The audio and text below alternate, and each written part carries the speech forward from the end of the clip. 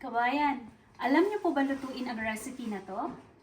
Isa ang biko sa natutunan kong lutuin from my mom.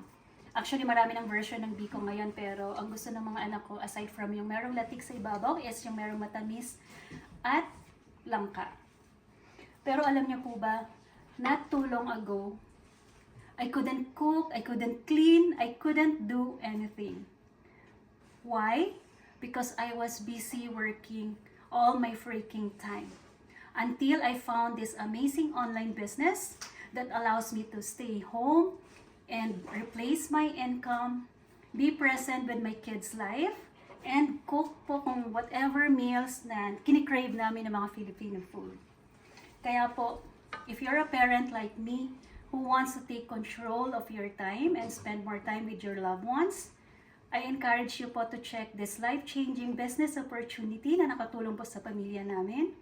At wag po kayo mag-alala if wala po kayong business experience or hindi po kayo magaling sa computer dahil meron po tayong training na provided at may mentor ka na mag-guide sa'yo.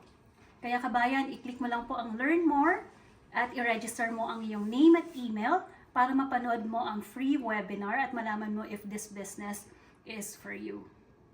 Maraming salamat po kabayan sa iyong oras and God bless po!